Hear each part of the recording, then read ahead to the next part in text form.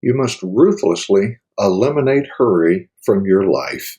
Greetings, everyone. This is Dr. Gary, and this is your Shepherd's Leadership Insight of the Day. 4 practices for the unhurried life. There are 4 general practices to assist in stopping the dangerous habit of hurry in our daily life rhythm. Recently, I was reminded of C.S. Lewis' The Screwtape Letters. This masterful satire has the demons railing against silence as a danger to their cause, which is the ruin of Christians' souls.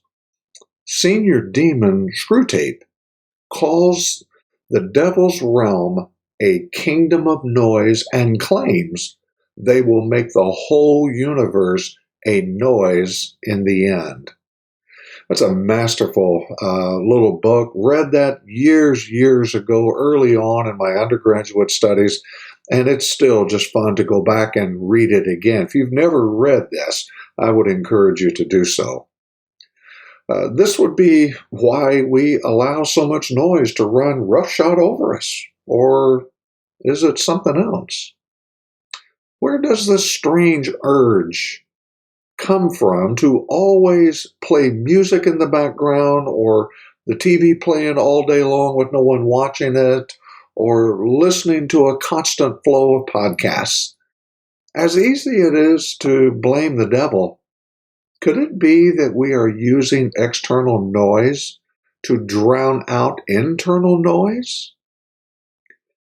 Internal noise is said to be the mental chatter that never shuts up.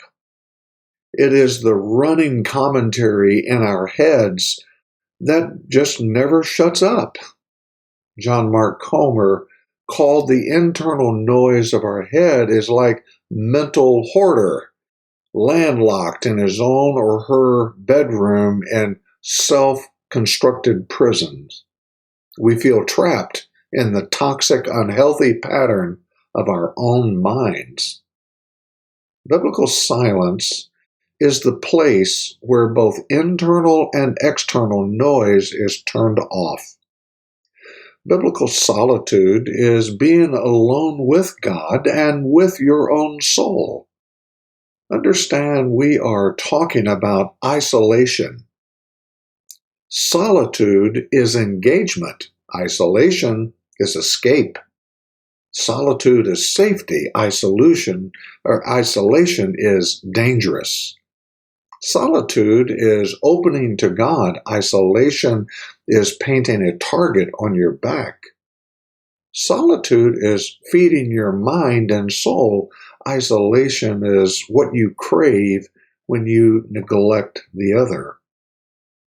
Why is silence and solitude a life or death matter for Christians? Notice the words of Henry Nouwen. Without solitude, it is virtually impossible to live a spiritual life.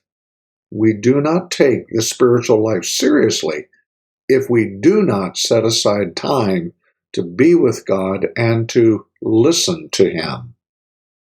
Notice in that verbiage of author Nouwen, there is no nuance, no exceptions to the rule, no self-deprecating to soften the blow, just honesty.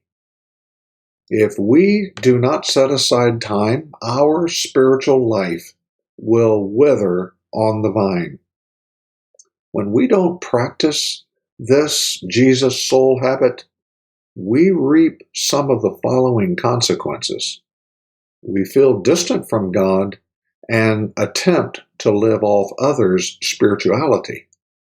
We feel distant from ourselves, losing identity and even calling. We live in an undercurrent of anxiety that rarely, if ever, goes away.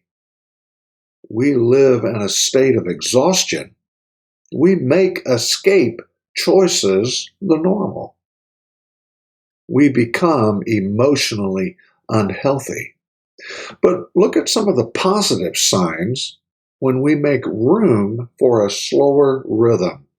Now, mind you, I'm just giving some highlights, and I would encourage you to study this at a deeper level, but there's just not enough digital space and time here without making this profoundly long.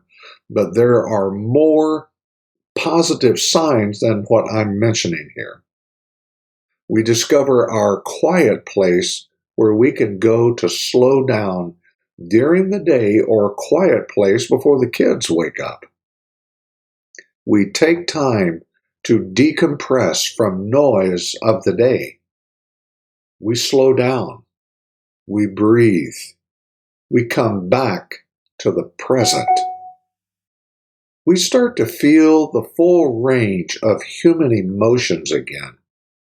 In our ears, we sense the voice of God. So there are two choices here for us.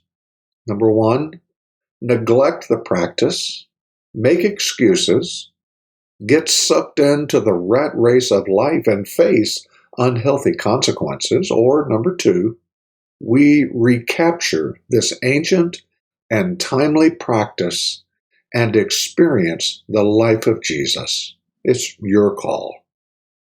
Well, our time has come and gone again on another shortcast, and I'm so very grateful that you've given me a few moments of your time.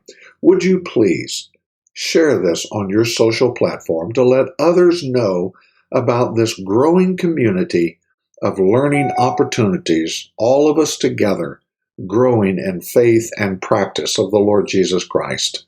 Well, until we can meet again, we bid you Godspeed. Bye for now.